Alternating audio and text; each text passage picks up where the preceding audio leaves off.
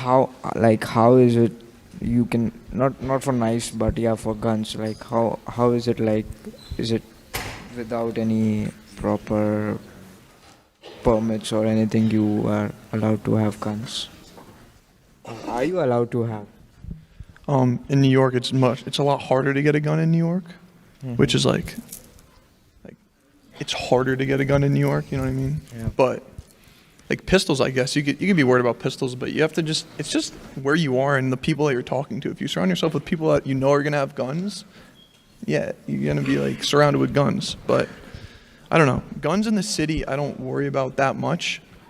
But then like you go to like some places and there's like, oh, there's a lot of guns here. Yeah. So it's just, But are you thinking though about like when you're out? I mean, look, we have the gun here. Can I just show you? Can you go to the one slide there for a second? This one right here. So here, these are gun deaths in 2019. Okay, in Korea there were 10.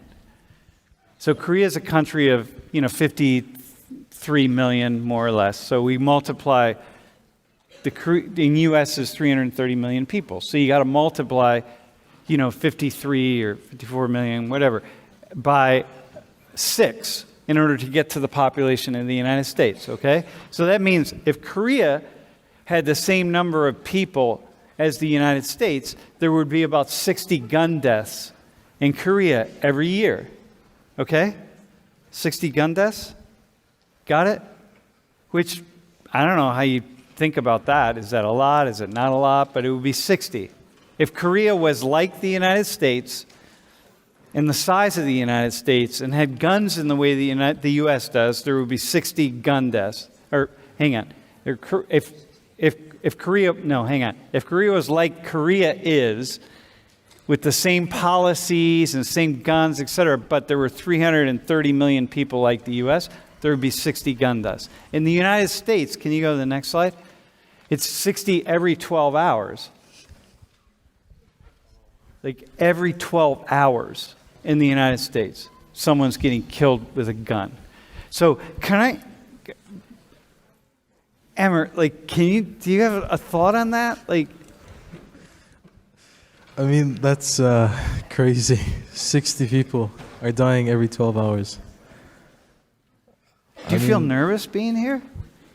Like if you take the average American and say, "Hey, we're going to send you over to the Middle East," right? Because it doesn't matter where you go. Because when I was traveling a lot to the Middle East, because I was traveling a lot to the Emirates and Qatar and Kuwait and been to Iraq and a lot of places. Every time I would go, people would say like, "Oh, be careful." You know what I mean? Like, be careful. And I'd be like, dude, are you kidding me? Like, but aren't you kind of, when you see that, aren't you kind of afraid as this Saudi dude? I mean, I don't go out at night, especially when I went to LA and New York. I didn't go out at night because people were telling me these things were happening. So, yeah, it's kind of scary at some points, yeah. But bro, but he goes out at night. Christian goes out at night. So like, Christian, what do you do? Like, so he's in LA and New York, doesn't go out at night. Like, what would you tell him? I don't know. Just walk on streets with the light. Like, I don't know. I go out at night. I don't know. So what are you thinking at night? Like, you're watching, you're protecting. I mean, yeah, go ahead. Like, what are you thinking? It's like, watch if somebody's following you. I don't know. I'm not nervous at night though because I've grown up in it. You know what I mean? You've grown up with the crime and the violence. Yeah, I guess so. So we can say crime and violence because because he's not growing up with crime and violence. I mean, you guys have corruption because everybody has corruption, right? So that's crime there, right? But white collar crime. I mean, there's all sorts of it, right? Everywhere. But he's not growing up with the violence and the crime. So he doesn't know how to manage this, but you're saying, like, no, listen, as an American, I grew up with this. Like, I figure it out. You kind of know. Like, am I going to go to certain neighborhoods at night? No, that's stupid. So you learn where I'm going to go put myself in a situation where I'm going to break both my legs. Why would I jump off what? No. Yeah. Okay. You know what I mean? Yeah. Can one of you two respond to this? Like, Shin, can you respond as a Korean to that? Like 60 versus 60 every 12 hours? Is this surprising to you? A little bit.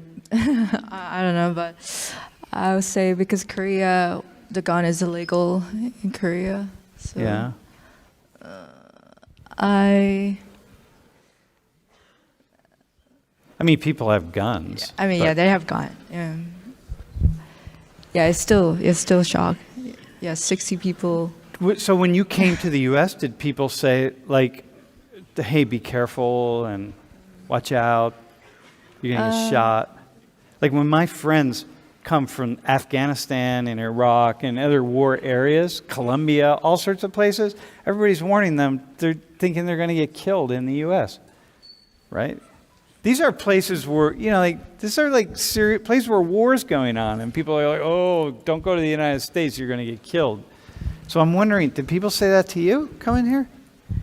Yeah, when I first came here, back in my hometown, my friends said, "Oh, shit, I'm so worried about you because America has guns, and what about like gun shooting happen at your school, high school?" And so I got a little scared first time I came here, but I don't think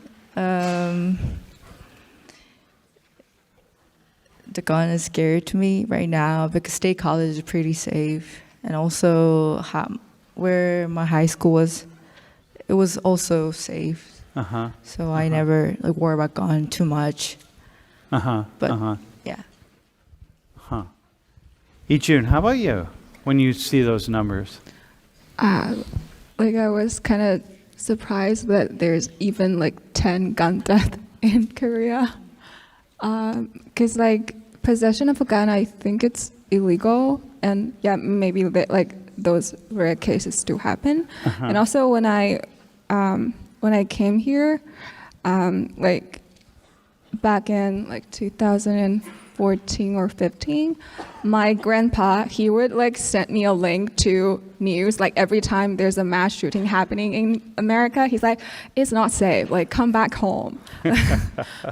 And I'm like, it's Dude, he must have been sending you a link every 5 hours or something, man.